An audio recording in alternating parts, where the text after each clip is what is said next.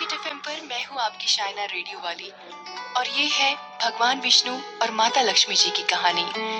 एक बार भगवान विष्णु जी शेषनाग पर बैठे बैठे बोर हो गए और उन्होंने धरती पर घूमने का विचार मन में किया। वैसे भी कई साल बीत गए थे, ये धरती पर आए नहीं और वो अपनी यात्रा की तैयारी में लग गए। स्वामी को तैयार होता देखकर लक्ष्मी माँ ने पूछा, आज सुबह सुबह कहाँ जाने की तैयारी हो रही है? विष्णु जी ने कहा, हे लक्ष्मी, मैं धरती लोक पर घूमने जा रहा हूँ। तो कुछ सोचकर लक्ष्मी माँ ने कहा, हे देव, क्या मैं भी आपके साथ चल सकती हूँ? भगवान विष्णु ने 2 पल सोचा, फिर कहा, एक शर्त है, पर तुम मेरे साथ चल सकती हो। तुम धरती पर पहुंचकर उत्तर दिशा की ओर बिल्कुल मत देखना। इसके साथ ही माता लक्ष्मी ने हाँ कह के अपनी मनवा ली और सुबह सुबह माँ लक्ष्मी विष्णु भगवान धरती पर पहुंच गए। अभी सूर्य देवता निकल ही रहे थे कि रात में बरसात होकर हटी थी। चारों ओर हरियाली ही हरियाली थी। उस समय चारों ओर बहुत शांति थी और धरती बहुत ही सुंदर दिख रही थी। माँ लक्ष्मी मंत्रमुग्ध होकर धरती को देख रही थी और भूल गई थी कि पति को क्या वचन देकर आई है। चारों ओर देखती हुई कब उत्तर दिशा की ओर देखने लगी पता ही नहीं चला।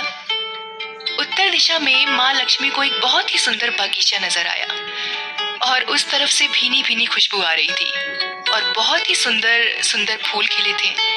और माँ लक्ष्मी बिना सोचे समझे उस खेत की ओर गई और एक सुंदर सा फूल तोड़ लाई। लेकिन ये क्या, माँ लक्ष्मी भगवान विष्णु के पास वापस आई तो भगवान विष्णु की आंखों में आंसू थे और भगवान विष्णु ने माँ लक्ष्मी को कहा कि कभी भी किसी के बिना पूछे उसका कुछ भी नहीं लेना चाहिए और साथ ही अपना वचन भी याद दिलाया। माँ लक्ष्मी को अपनी भूल का पता चला तो उन्होंने भगवान विष्णु से इस भूल की माफी मांगी।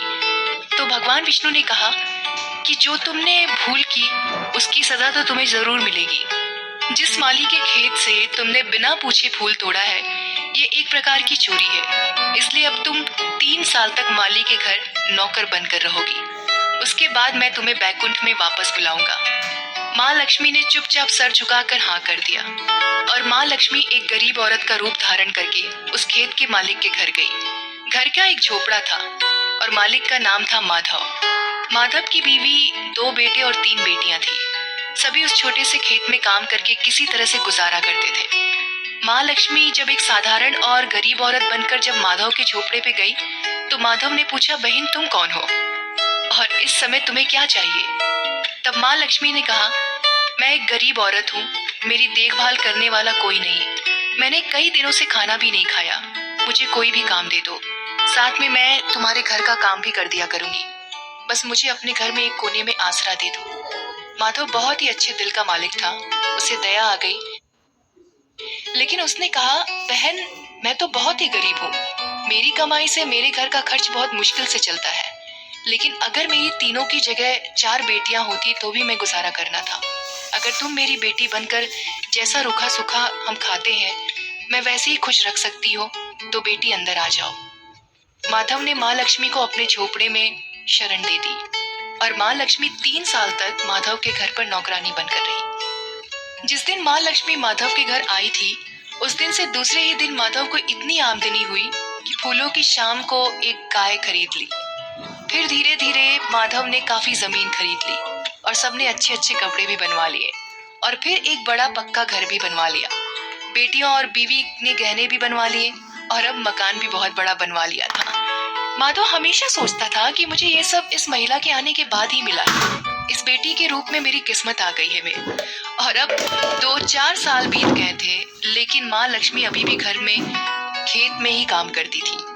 एक दिन माधव जब अपने खेतों से काम करके खत्म करके घर आया तो उसने अपने घर के सामने द्वार पर एक देवी स्वरूप गहनों से लदी एक औरत को देखा। ध्यान से देखकर पहचान गया, अरे ये तो मेरी मुंह बोली बेटी चौथी वाली यानी वही औरत है, और पहचान गया कि ये तो माँ लक्ष्मी है। अब तक माधव का पूरा परिवार बाहर आ गया था और सब हैरान होकर माँ लक्ष्मी को देख रहे थे। माधव बोला, हे माँ, हमें माफ करना, हमने तेरे से अनजाने में घर की ओर खेत में काम करवाया। हे माँ, ये कैसा अपराध हो गया है? हे माँ, हम सबको माफ कर दें। अब माँ लक्ष्मी मुस्कुराई और बोली, माधव तुम बहुत ही अच्छे और दयालु व्यक्ति हो। तुमने मुझे अपनी बेटी की तरह से रखा, अपने परिवार के सदस्य की तरह से।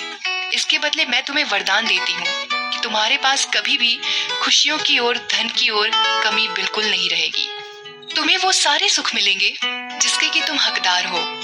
और फिर माँ अपने ही स्वामी के द्वार भेजे रथ में बैठकर बैकुंठ चली गई। तो इतनी सी थी माँ लक्ष्मी और विष्णु भगवान की कहानी।